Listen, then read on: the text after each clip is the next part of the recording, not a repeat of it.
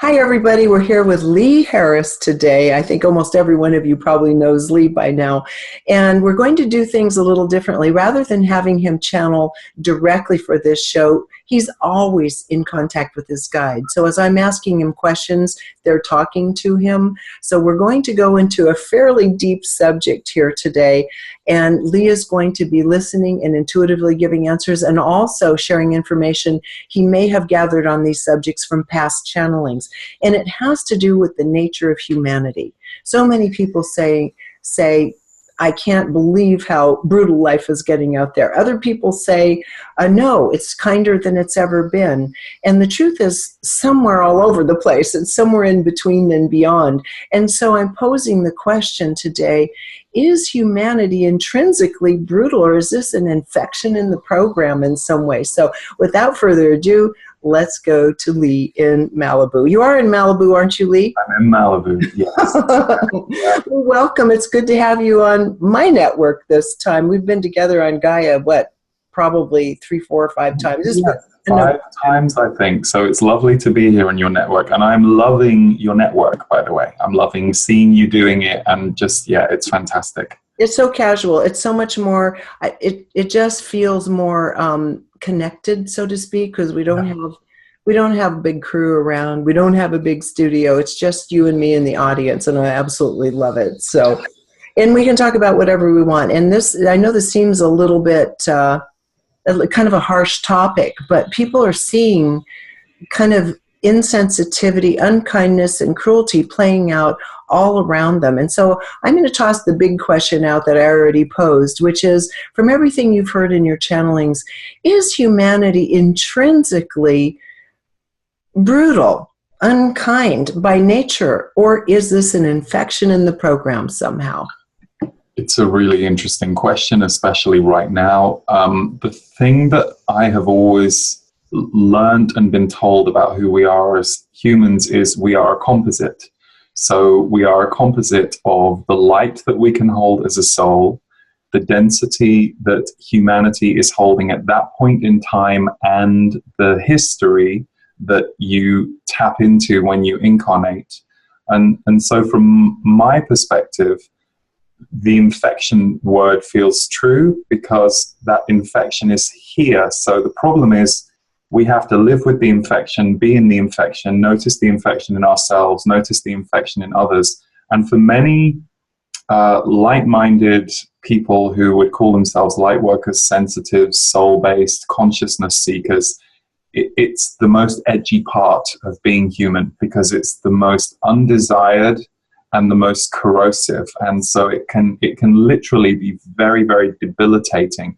So often we think of the dark night of the soul, and of course those are often our biggest growth journeys. But for people who really stand for the soul and the light and want to see a more evolved humanity, when you go through a serious dark night of the soul, or if you're going through a few months where there are lots of tests, to me that's kind of like the mild dark night of the soul. And I think a lot of light workers have been going through that in the last 3-4 years. That's something that the channels have said a lot of the time. They've said to go to your next level, many of you are going to descend now, and you're going to get a bit more in the trenches with nitty-gritty human stuff that perhaps not that you've been avoiding, but that for a period of years it was important to cultivate a higher frequency.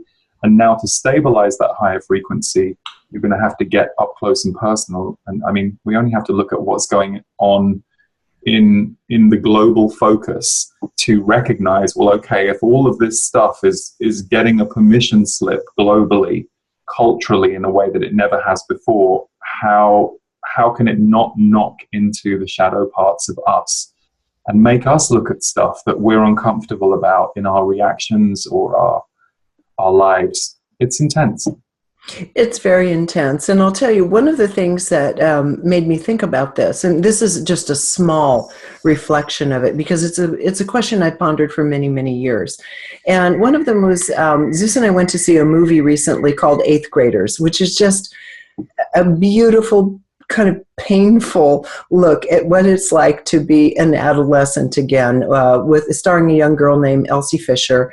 Very, very well done, but a little challenging for some women and girls to watch, right? But one of the things that came up in that film, as well as quite a few other films about adolescence all the way up through college years, is the notion, for example, of mean girls. And so after the film was over, I called my sister and we started talking about being 13, 14 years old and our remembrances of it. And we both said the same thing. We didn't recall, there were cliques, but we didn't recall mean girls, this kind of meanness that's portrayed among people in the media today. And so you have to look at, is that an extension of what we've become? Is this some kind of agenda within the media? Let's talk about why we're being reflected out as so mean to each other in the media.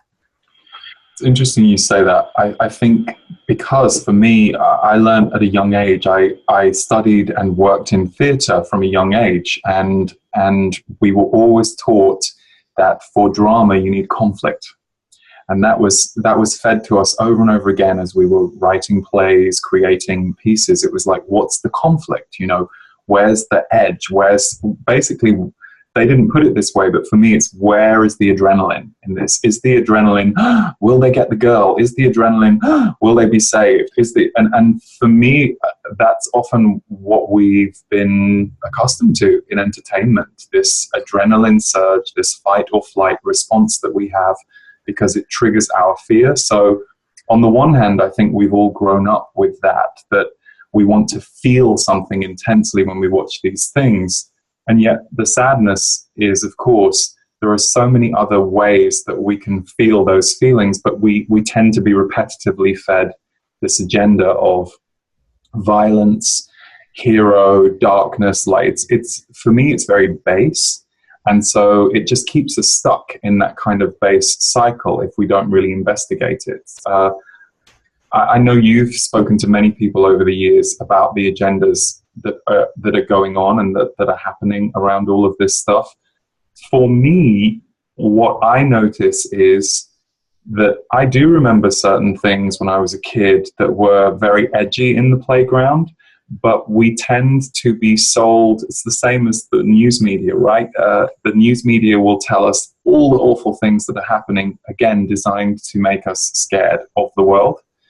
And it's the same in the entertainment field. Very little in the entertainment field is really expansive or consciousness bringing or wanting people to transcend the current program, because of course, then how are you going to market the current program and keep it going? The whole thing's going to fall down. So it's partly why I love what you're doing. You're, as an independent, you are managing to create the programming that you would like to create. And I do see the world going a bit more that way. I know many people talk about people living in echo chambers with the algorithms that they're choosing. I only ever hear that spoken about in a negative way. I never hear that spoken about in a positive way. And I do, there's a great positivity to clusters of people being able to harness and focus on what they would like to harness. And it's no different in the playground. There were cliques in the playground. It wasn't that every kid in the playground was connecting with everybody else. They found the groups where they felt safe, where they wanted to learn, where they felt resonant. And I think the internet has just opened up that same thing. So in a way, the internet is a bit like the playground, isn't it? And that's where we're all a bit shocked by the bullying and the you mentioned earlier the word anonymity when you and I first said hi before we got going, the anonymity of this meanness and this bullying. So my sense of it is it just keeps us in this base cycle, and the way for us to shift through it is to create other. And it's a kind of tireless fight, if you like, for the people who feel like they're fighting for consciousness and light. I had this just 2 days ago. There was a part of me that reminded myself that we're doing what we can and what we believe in and what we want to create on the planet, but we can't get too attached to an end result, because then your heart breaks. And there's a very famous quote, which is, the world will break your heart over and over and over again, and you have to keep creating. And I I remind myself to live by that if my own heart gets broken too much, or if I'm, oh, this is just awful, I can't believe this is happening. It's a reminder to me that it's a very big place, that our focus tends to be not only put on the things that are the most adrenalized, but we have a natural, because we've been trained that way with media, we all have a natural response to do that. We probably don't look at any family on the beach that are just kind of peaceful, unless you're tracking for the peace, which most people aren't. But if there's a family having an argument, something in our own nervous system will kick in and we'll all see it. It's the fight or flight response. So I think that's why it's so important for us to have other examples and energies out there for people to see, and then they can make their own decision, and we're all retraining ourselves as we go, right? Yeah, and I mean, there is an addictive component to this in terms of just the way the brain functions itself, brain chemical function. And that is, there is a kind of addictive quality to fear and being startled and so forth. And granted, every media outlet is simply trying to stay alive. They're trying to bump up their own numbers so that they can continue to have the support they need by way of advertisers and so forth. But this is creating a general sense of what life is about that is inaccurate. And I want to take this all the way back. And this isn't just about the media. It's about our willingness to buy into these kinds of feelings and being frightened and loving gossip and so forth. I mean, although there are studies about gossip I'll go into in a bit. But even nature shows, for example, probably mostly nature shows. I can't watch nature shows. These beautiful BBC programs, PBS and so forth, they do the same thing in every one of them. When it comes time for an animal to become prey to another animal, it's slowed down in such slow frames that your adrenaline just starts pumping watching an animal kill another animal. These shows are made available to children. These are family shows. And I have always had such a strong objection to watching that kind of a brutal way of survival as just natural to Earth life. I can't see the point in this, in continuing to reinforce this. Well, and because of your media background, that the trick that they play on us with movies or TV shows is, before somebody dies in a scene, and if you know this principle, you can kind of see it coming, we get a little bit connected to them. Suddenly there's a very emotional scene where they share with their dad about something emotional, and you go, oh, and your heart opens, and then bam. And the idea is so that our heart then has that jolt and that response. And I notice in nature programs, they do the same thing. We don't get shown the slowed down prey unless we've just spent some time with her and her kittens, or, so it's the same principle of, in a way, jarring the heart. But what I do feel, and I see this not only in friends of mine who are, consciousness focused. I see it in people who may not ever talk about consciousness. People do tend to not choose the things that aren't resonating with them. And I really believe in that. I really believe in the individual's ability to choose. But it's interesting that you bring up kids, because I was thinking to myself, when you mentioned you and your sister talking about the mean girls in the playground, what I realize is a truth that I see a lot with the people I work with, is that often the late teens and early 20s are spent rehabbing themselves from the difficulties of being a powerless individual in a planet that they're in shock in. So if you had good parents, even if your parents and you had a good bond, just dealing with childhood and the playground and,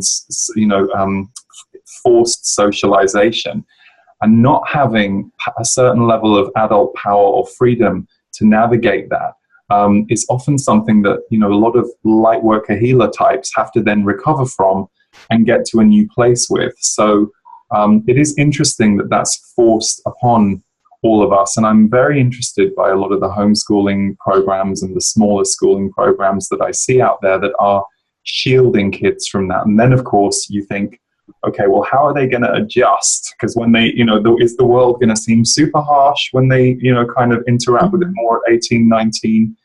But I think that's our only solution. And again, I'll go back to you doing what you do. It's like the people who find what you're doing are infusing themselves with an energy that they need to infuse, whether it's understanding the truth about some of this uncomfortable stuff, or whether it's being given examples of energy that they want to resonate with. And it's like anything. If we eat really good food, our skin's going to look really healthy. If we eat really bad food, give it a week and we're not going to look so healthy, we're not going to function so well. So I like what you said about the adrenaline piece, because I think that is a personal responsibility for all of us, with the wave of the internet and statistics showing that most people don't watch a video for more than a minute or two.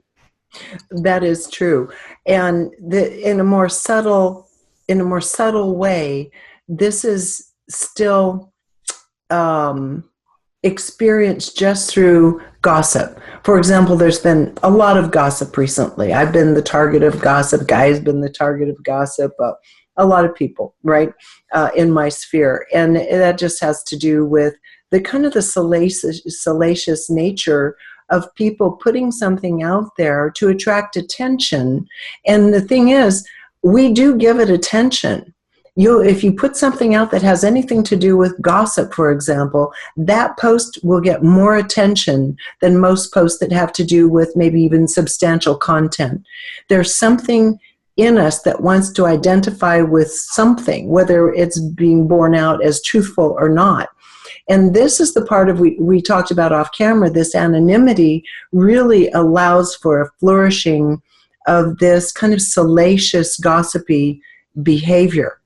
And one of the things, I interviewed Mitch Horowitz recently, and one of the things he learned along the way through all of the different traditions he's followed throughout his lifetime was, if there's one thing that really damages us psychically, it's our attachment to gossip and our need to gossip, and what that does to us on a personal, mental, emotional, and even soul level. Talk about that for just a sec.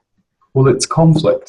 Gossip is conflict. And for me, why I think, or what I think would be the solution to gossip, is if we lived in a very open, honest society where people were transparently sharing things with each other.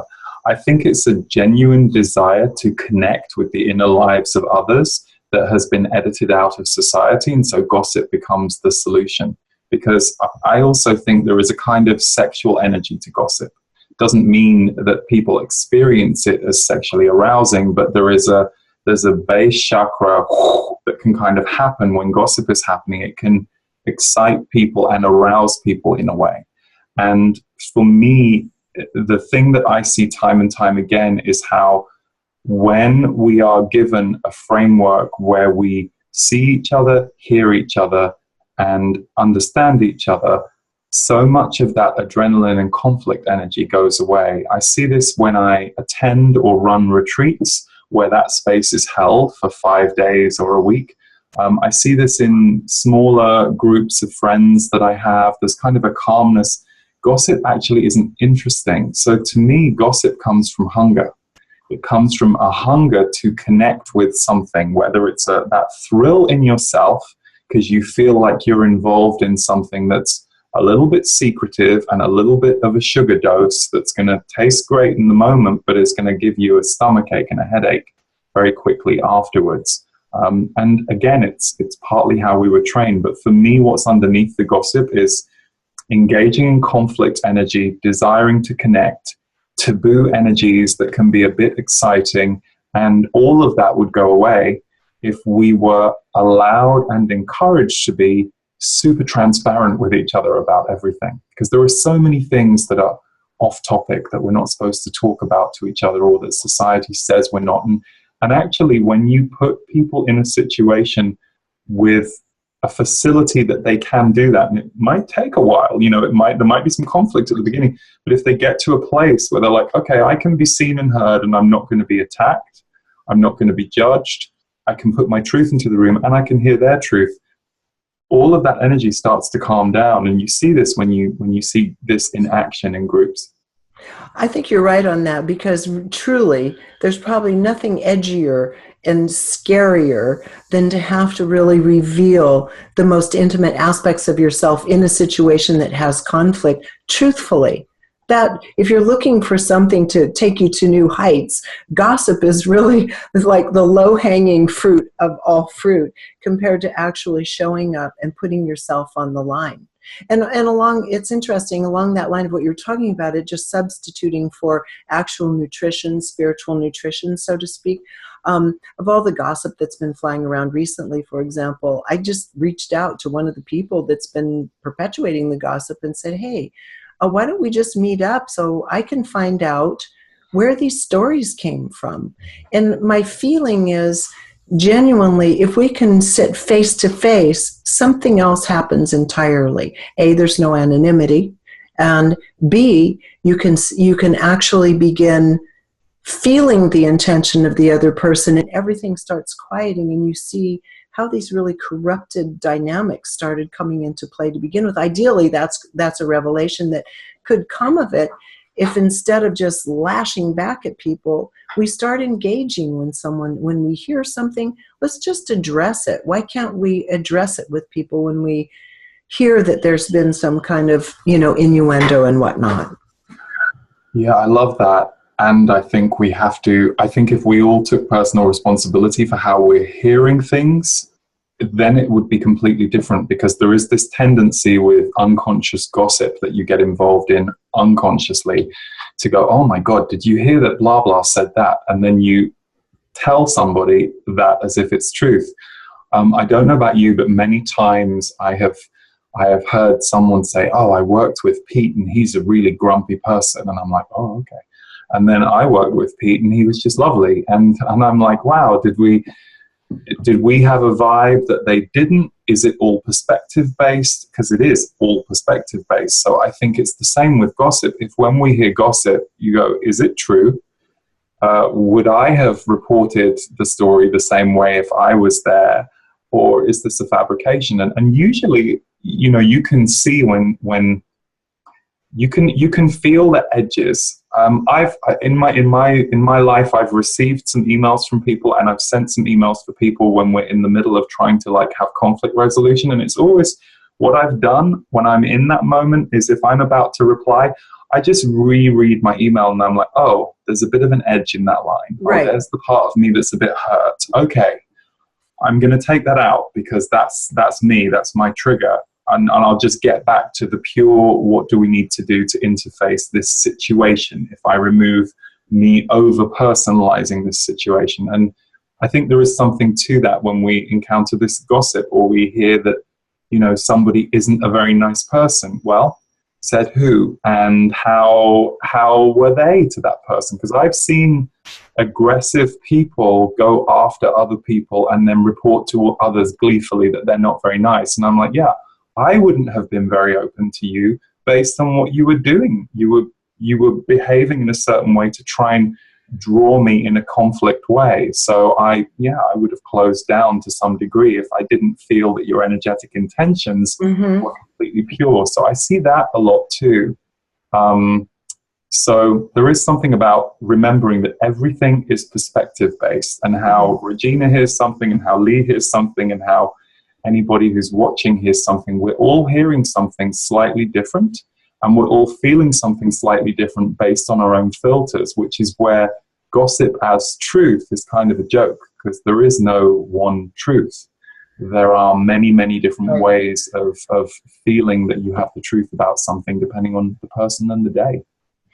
Yes, and I think that just understanding your own intention and motivation, feeling, are those chemicals rising when I'm speaking about this, or when I'm interfacing with this particular email strand or whatnot, a timeline or anything, and starting to really take stock, and then look at how we can more authentically engage in that kind of conflict in our own lives, because it's not as though each one of us doesn't have something that we need to work on with another person or even internally. And it really is it's more exciting. It's more of a way forward in our lives. It doesn't leave a person with, like you say, a cheap candy bar kind of thrill. It actually comes through to a higher point of understanding and healing if we can engage those, what we call gossipy parts of our own character even, and reveal them into something more authentic in ourselves or with others. And maybe that starts taking care of that need for the salaciousness of gossip, being anonymous or not, right? Definitely. It's That's funny.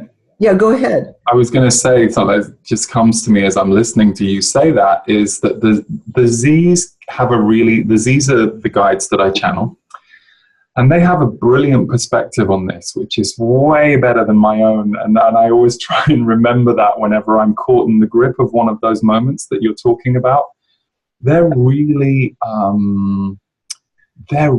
open to however long it takes us to learn a lesson is okay. And we can choose to do whatever we want in a way that I think sometimes some of the spiritual teachings that I interpreted in a very heavy, you must clear this, you must be, ways that I tried on for a period, I sometimes have to go against that part. And we're all different. Some people might need to go very seriously into the responsibility of only ever being peace in the world. And that is their personal path. So they're going to take it very seriously. One of my things was taking too much emotional responsibility for fluctuations that were happening between me and another person. And of course, as someone who moves energy with people and, got into that habit very early and now uses that in my work, I also have to know when it's okay that there's dissonance, or when it's okay for me to kind of go, you know what, we're just going to part the ways and I'm going to do it lovingly, but this isn't going to resolve. And that took me a long time to learn, because something in my head was going, you have to get this right or make it work. And then the Z's would always be like, no, it's okay. If there's a lesson for you to learn, it will come around again. That's what you're here for. You're here to bring what you can in terms of light and consciousness, but also as a human being, you're having your own evolutionary experience within this evolutionary time that is personal. So for me, I always try and remember the balance of the two, because for a long time it was off for me. What am I giving out and what am I contributing to consciousness?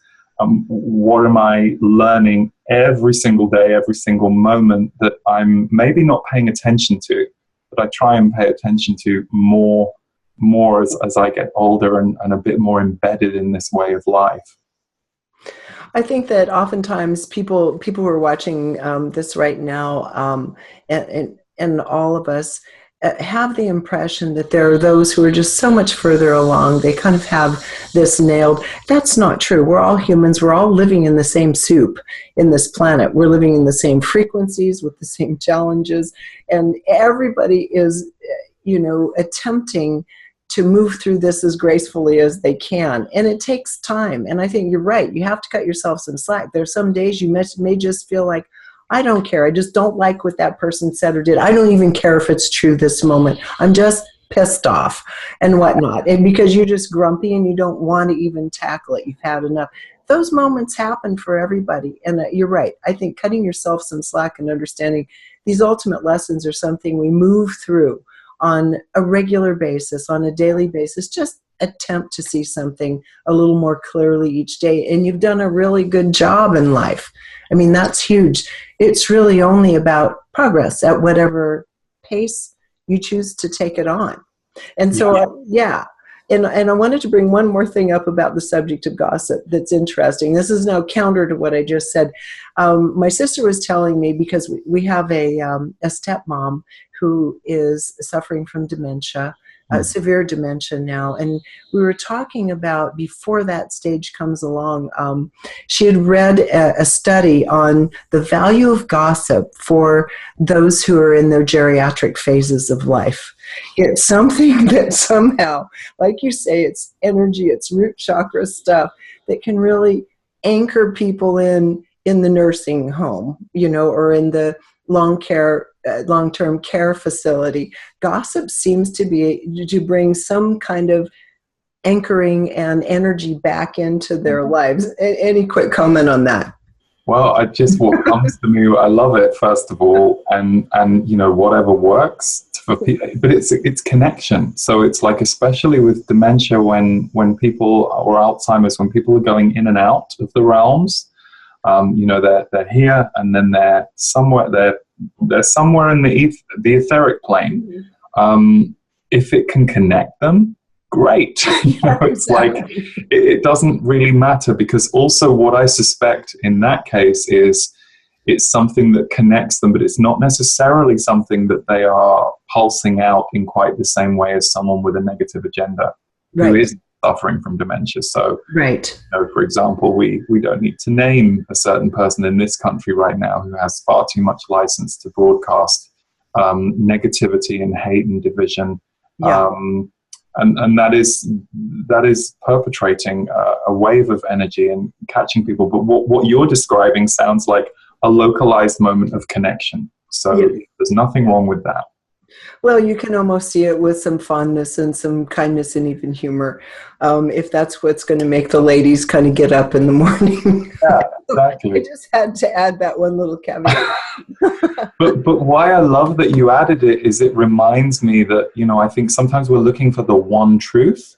And the one thing, or I know I grew up kind of reading all these books that a lot of them are driving you. And these are like, it's way more complex and kaleidoscopic. And the one truth depends on who you are that day, in that moment of your evolution and what you've been exposed to.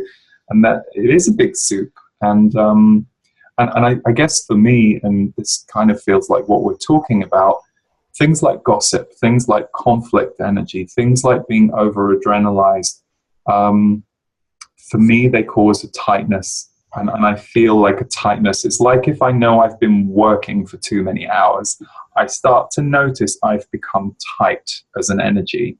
And that's not where I want to be. So it's like, okay, now I need to do something else. I need to change my focus. I need to do something that opens me back out into presence. So for me, really, that's the test. It's like, is any of this stuff tightening you or giving you a stomachache after you've engaged in it? And I remember once somebody said something about gossip being false intimacy. It's pretend intimacy for people who are trying to, and it's always a good sign. It's a great thing to look out for. If you first meet somebody and they're engaging, and then within the first day or two they start inviting you into bad stories about other people. Yeah, you're going to be one of those characters at some point. And I always find it interesting when people are unconscious about doing that. I just met someone a few weeks ago, a friend of a friend, who basically in the first hour or two of meeting him put down about 5 different people. And I was just, I wasn't the center of the conversation. I was with someone who he was really looking to meet. So I was just listening and sitting at the side. But I was like, wow, you're going to alienate a lot of people very quickly. And based on that meeting, it looked clear that that's what his behavior was doing. But sometimes it's because people don't know how to be truly intimate and truly authentically intimate, because that scares all of us, because none of us have really been invited into just authentic, deep intimacy. So we're all learning that. But I think those who trade in the gossip are going for the cheap thrill, false intimacy in place of something that's more long-lasting.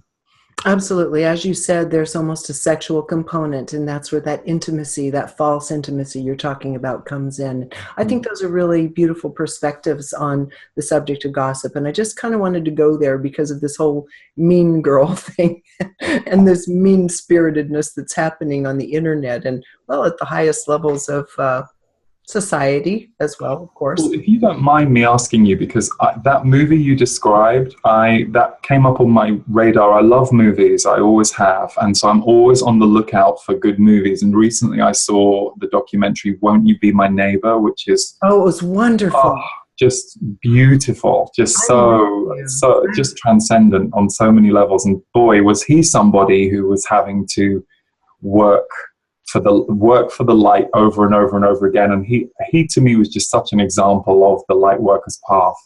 And again, we're talking about Mr. Rogers' Neighborhood, Fred Rogers of PBS for all those years. Won't You Be My Neighbor? Yeah. I agree with you, Lee. When I left that film, I thought this was an ascended, and I don't use that term lightly at all. This is almost an angelic presence that came to lift the spirits and give some meaning to the lives of, not only that, some core identity to the lives of a whole generation of children at a time when the family structure was falling apart. Yeah. People were being raised more and more in broken homes, for example. And he was the one consistent thing to say, I see you and you're wonderful just the way you are. What an angel. That was an amazing documentary. Yeah. But the reason I bring that movie up is this movie you're talking about. It's called Eighth Grade. Eighth Grade. Yeah. I read about it and I thought, oh, wow, that sounds brilliant. And at the moment, and I don't know if this resonates for you, I'm very selective about what I will watch and when. So, sometimes Stephen, my husband, will say, oh, because do you want to watch something tonight? And I'll say, only if it's comedy.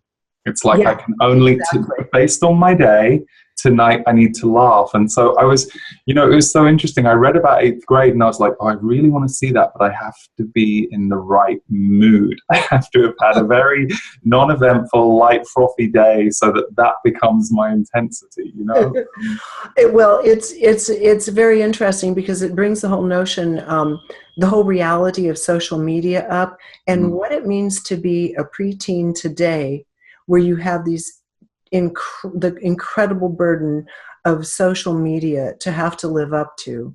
And this little girl's trying to create her own self-help YouTube channel. She has no confidence in her own life, but she's being proactive, and she started a little YouTube channel. I don't know if it has any views, maybe 2 or 3 people might follow it. And the painful way she's trying to talk herself up into life and being accepted through her little videos, and then how it's playing out in real life. But at the obsession with looking to see who's watching, who's liking you, who's thumbs upping you, and so forth. And it just is painful to think of what kids today have to deal with. It's not just on the playground. It's not mean girls on the playground. It's this entire virtual world of being accepted or not accepted via technology. It's really fascinating and so beautifully done. I recommend it highly for anybody. Yeah, no, that sounds great. And it makes me realize that I know there's a lot of negative talk about technology, the internet, the influence of it on us, but I'm much more the middle ground, because I also see how it has connected us. And especially as someone who, has lived away from England for 6 years, it's been a way for me to stay connected with the lives and the photographs and, friends and family. But I think maybe what my hope is that enough of us have enough of an understanding now of the dangers of the addictive tendencies that those things can bring, that hopefully soon we're in a generation where adults can be, a bit more passing that on to their kids. I've got lots of friends who are parents now who are very limited about what they will let the kids do, but I think it's also a tricky thing when it's not in group consciousness yet. Like just the other night, my heart broke when I saw this family of 4 sitting in a restaurant, and the mother was so engaged with the kids, and the dad was on his phone like the whole time. They were out for dinner, and you could see occasionally the kids would look to the dad, try and get some attention, and now he was and I was like, wow. And the mum was great, she was compensating, but I felt for that dynamic but the other truth I will say is, I don't know about you, Regina, but for me, when Facebook first came out, like everybody, I was probably like, and then I reached the point where I realized in small doses, I can enjoy it, but I have to control my dose. It's like you don't eat marshmallows all day. You might have 1 or 2 and go, oh, that's my dose. It's kind of like if you have a fondness, but I use marshmallows consciously because they're sugary. So there's something to that. I do believe that if we have a tendency to not self-regulate or to go unconscious, we're going to get lost in those traps anyway. Whereas I do see a lot of people figuring that out, and sometimes we have to burn in it for a while before we go, well, hang on, this doesn't feel so good. But I wonder too about parents now, because we're still all very new to it. All of us as a society are very new to what are the highs and lows of this new thing that's connecting us all, and let's learn them so that it becomes part of the collective conversation. I agree with you, and it just brings up one funny little story before I get into another topic that you do regularly. And that was one time I was in a cafe, and it was a busy, hip little cafe. And as I was observing this one man sitting kind of up high at this counter, and he was on his phone the entire time, back and forth, back and forth. And I thought, the man looks like he's all dressed up and ready to meet someone, a good-looking fellow, and just a parade of beautiful women walking by that most men would enjoy just looking at for the pleasure of looking at beauty. And he didn't see a single thing. And I just remember laughing at the time, thinking, life is passing him by while he's texting with somebody. And it's happening with millions of us every single day now. So I agree with you. A little bit of marshmallow, pop one in your mouth, but then get back to some greens. Yeah. So Lee, one of the things I wanted to talk to you about is every month you do your energy forecasts, and it seems like the energy might be moving in a little more uplifted direction right now, according to the Z's. Mm-hmm. So kind of give us an idea of what we can look for in the coming months, according to your beings, your channel. Yeah. So I just recorded and released the August energy update a few days ago, and one of the things that came through really strongly was this month, August 2018, we're coming into the beginning of a very new chapter, and it should carry us through to not only the new year, but January, February. So you can look at it as a kind of brand new 6 months. And the one thing that I'm aware of, and I've seen this with people I've worked with, friends, people I'm hearing from, March, April, May, June, July, that was some seriously intense energy, and people got pummeled, and I say that with some balance, because of course for everybody there were great things and highlights, but a lot of people got pummeled, and they either got pummeled because they were just kind of staying home and they lived very much energetically and they were just like, oh, I haven't got any energy, or they were being pummeled on the ground, on the streets, in things that were going on. And it's been a real period of challenge. And I do put it down to this energetic arc of world power that has been rearing its head in the last couple of years, this kind of threat and fear-based propaganda around control and basically non-humanity. So that has been showing up on the more microcosmic levels in people's lives as well, and how do we deal with it and how do we respond to it? So the good news is, while I definitely know, and I'm not alone here, I think many of us kind of feel the truth of this, that we're in this very intense period in history and it's not going to stop tomorrow, that August, certainly through to November and December, should bring a lot of, shall we say, energetic relief, because there's only so long you can take that stuff. It's like what goes up has to come down at some point. And so there's only so long that people can go through those trenches together. And as with anything, with the energy update, I do my best to take the collective pulse.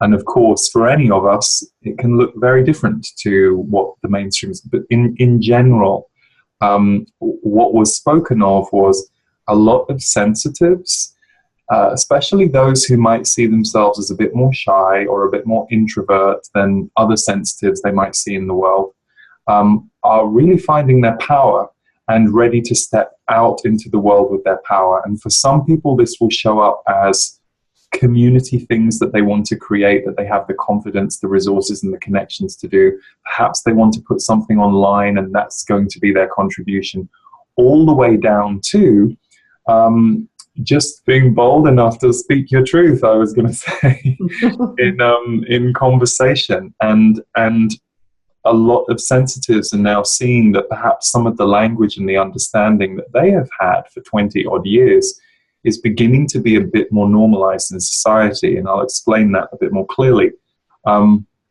Emotional conversation is not as scary or as foreign to people as it was 20 years ago. Now, that doesn't mean, of course, everybody that you meet is going to have a highly fluent conversation on many levels about how their emotional state. But perhaps where 10 years ago people were a little nervous if you brought that kind of conversation up, actually now the message is people need it. They because do. Everybody's going through this intensity together, and we tend to band together in a crisis. And certainly energetically, there is a sense of crisis in the air. And of course, practically, we can look at that kind of how that plays out too. Mm-hmm. But I tend to focus on the energetic more than the practical points of things. And so there is a release needed. And many sensitives are the emotional or the consciousness leaders in their community. Again, we're all eternal students, so someone else will be the leader to us in any given moment of any given day. But that perhaps one of your roles is to make talking about this stuff okay, because as we all know, there are some people in the world for whom speaking about how they feel or being able to air out some of their difficulties, they've never done it in their life. They've never been invited to do it. They've never been shown how to do it. They might live in fear of what if I do this?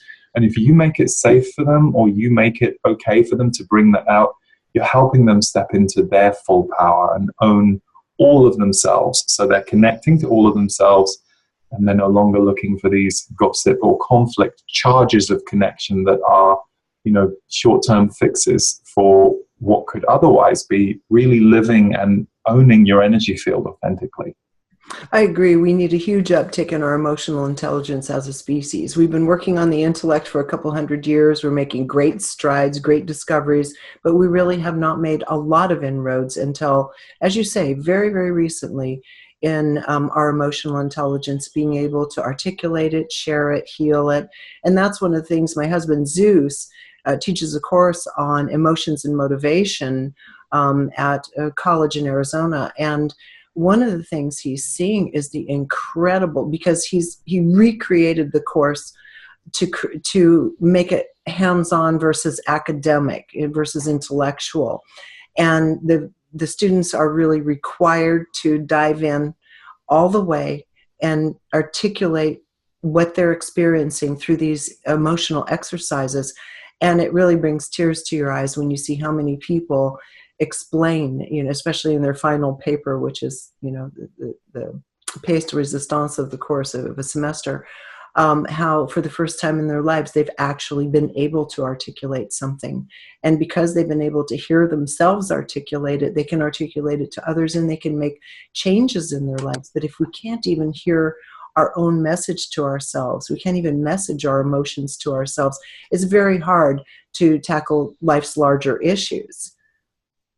It's funny, isn't it? Because I love hearing that, and it's the language of the heart. And when we can give language to the heart, we can let the heart be present. And it's funny. It takes me back. I was just remembering this morning. I'm creating an online course at the moment, and this came up for me as a memory while I'm drafting it.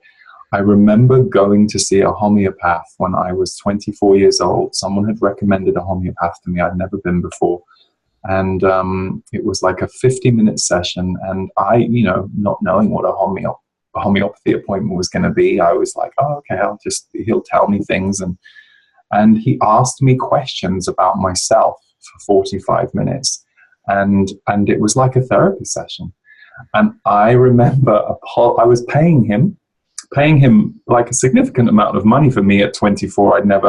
And at the end, I apologized to him for speaking so much, even though all I was doing was answering his questions. But I felt shame because I wasn't used to airing my inner feelings, or I felt like I should feel ashamed that I'd put that on him. And of course, that's his job.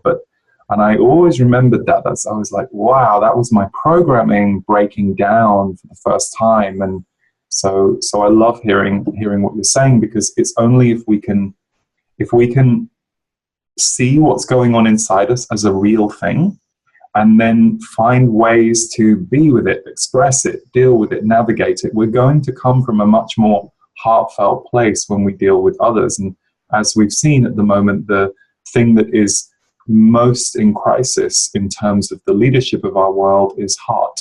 Heart energy is defunct. And some of the authority positions around the world right now are in great need of heart energy. And so therefore, so are we as a society if they are the people who are elected. So it's important. I agree with you. And on that note, first of all, I want to thank you for taking the time to talk about these sensitive emotional subjects such as gossip and mean-spiritedness and what they're actually supplying us, and how we can start tackling that individually to have greater meaning around emotions on our own without having to necessarily go there. You and I are going to be doing one of my live events within the next couple of months. We'll announce the date a little bit later. And we're going to be talking about a subject very near and dear to you, which has to do with, and it's a segue from what we just talked about, narcissists and empaths, and how this world is working now when you have such incredible extremes bumping up against each other, and how this dynamic has to be looked at and honestly interfaced with. Do empaths keep allowing narcissists to take their energy down, to scramble their sense of self? How do we begin breaking the cycle of being fed off of, right? Yeah. Or feeding others? So, I mean, it's an incredible topic. It's something you're passionate about. So Yeah. I just wanted to, if you have anything to say on that for a moment, we're going to pick that up in a month or two. All I will say is that when I created the course, I did it because it was personal to me, and I honestly thought, I didn't really think it through. You know, I just thought, well, I really need to do this. I know there are other things that, you know, my team, some members of my team wanted me to do, and it made sense because there were things that people wanted, but it blew my mind when we released the course. 900 people have taken it so far. And it's a 10-hour video course. It's, you know, it's not like a 1-hour audio or anything. But what blew my mind was the energy around it. And of course the timing, because I made the course 4 months before we released it. And lo and behold, in that period of time, nothing's ever a coincidence, is it? We had the rise of the Me Too movement. We had a few other things coming up that were very in people's faces. So what I know about this, having gone through it myself and lived through it myself, is really the subtitle of the course: a power dynamic and how to recover from it. Because that's all it is. If you are involved with a narcissist, you walk yourself into a power dynamic, and usually you do not know what the hell is going on.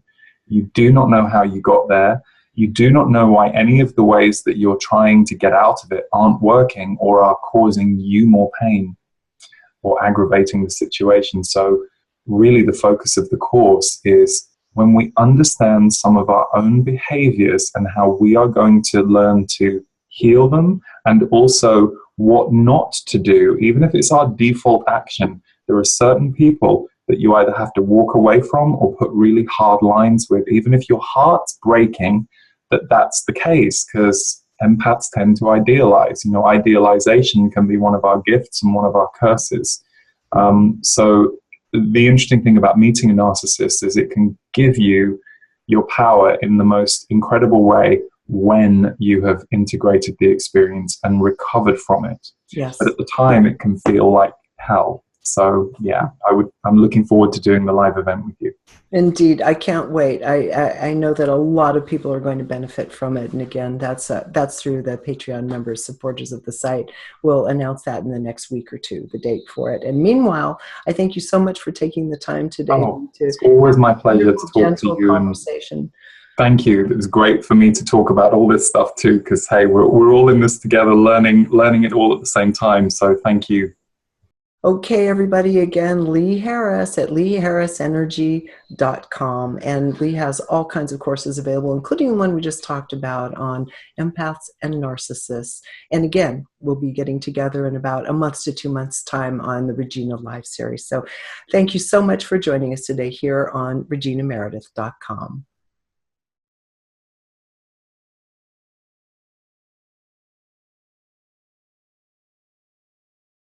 Thank you for watching this video. You can find many more like it free of charge by going to reginameredith.com. And if you're finding that this kind of content is adding value to your life, you might want to support my work by clicking on the Patreon button on the website, reginameredith.com. As a patron, you have special videos, insider commentary, and much more. Check it out.